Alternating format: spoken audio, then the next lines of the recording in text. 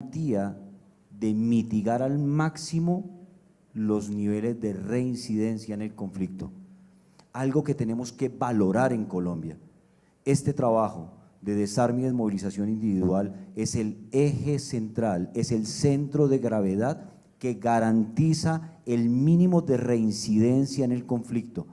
De los 60.000 desmovilizados que han salido por vía colectiva e individual, podemos hablar que si vamos a hablar de ese 6% que ha reincidido en el conflicto, es gracias a ese trabajo que se desarrolla a través del proceso de desmovilización, donde se reciben esos excombatientes, se recupera tejido social, se organizan las familias y se hace el trabajo psicosocial para estabilizarlos y entregarlos a nuestra agencia de reincorporación y normalización para que inicie ese proceso de reintegración. Es un ciudadano que entiende unas responsabilidades y unos compromisos para hacer un trabajo de inclusión en la sociedad. Muchísimas gracias, coronel. Coronel Esparza, ¿cuál es la importancia, entonces, ya que usted es director de Prospectiva Producción de la Jefatura de Memoria Histórica, cuál es la importancia de que nosotros desde nuestra institución, desde la Universidad Sergio Arboleda, desde un ejercicio académico hecho por estudiantes, cuál es la importancia que nosotros contemos la memoria, la historia de las fuerzas militares? Gracias. Gracias y buenas noches. Yo quiero resaltar inicialmente que el trabajo que desarrolla esta nueva jefatura de memoria histórica bajo la dirección de mi general Edgar Alberto Rodríguez Sánchez es un propósito dentro del concepto de justicia transicional, y estos elementos importantes se ven implícitos en el desarrollo de las transiciones de conflicto. Era importante que contásemos esta historia de los desmovilizados. Estas historias de las desmovilizaciones carecían de voz dentro del mismo Centro Nacional de Memoria Histórica, con quienes hemos hecho una aproximación. Hace 4 años más o menos hablamos con ellos, les presentamos la importancia de un proyecto de pensar que son más los desmovilizados, como señalaba el doctor Lozano, la mayor cantidad de desmovilizados frente a procesos, también lo señalaba el doctor Noguera, y era importante contarlo. Dentro de la historia de los conflictos asimétricos, de baja intensidad, como los que vivimos después de 1945 en referente, los procesos de desmovilización son importantes dentro de las estrategias de conflicto porque muchas de las personas están allí obligadas. El reclutamiento es un fenómeno en el cual se engaña, se ofrecen prebendas, la doctora lo señalaba perfectamente, las historias que allí se ven son complejas, pero también, como lo decía, quiero citar a algún guerrillero de las FARC con el que tuve que trabajar en el Comando Estratégico de Transición y me decía, fueron la espada que más nos hizo daño.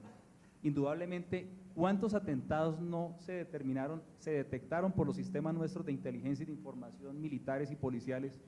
Las personas y las cosas que muchas veces no se ven porque el atentado terrorista cuando se produce, pues obviamente genera los estragos sociales y políticos como tal, pero la detección de una de estas cosas ocurrieron muchas veces con información de ellos, fueron importantes los datos que suministraron. Desde hace tiempo se llama defección la política de desmovilización y faltaba contarlo.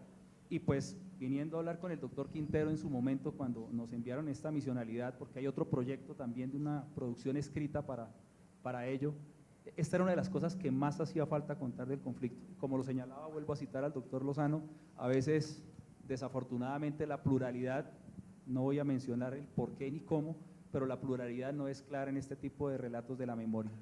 Y la memoria se ha construido como una corriente historiográfica, sí, de la historia. A veces el historiador está sujeto a la objetividad, mientras que la memoria es absolutamente subjetiva, y esa construcción subjetiva no permite sino que sea el relato de víctima-victimario, y en este sentido, cuando se nos trata a las fuerzas militares solamente como los supuestos victimarios, pues nosotros hemos hecho aquí un trabajo importante que no puede ser comparado a otras latitudes, como algunas personas han querido hacerlo.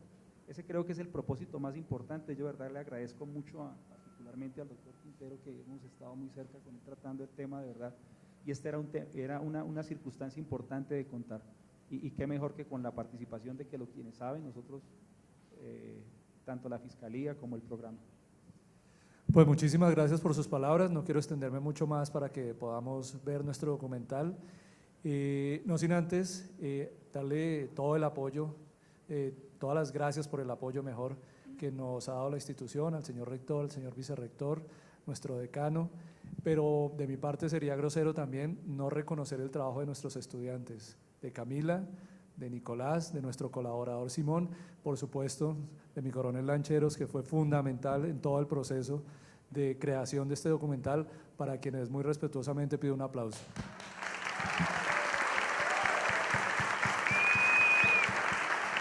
Muchísimas gracias.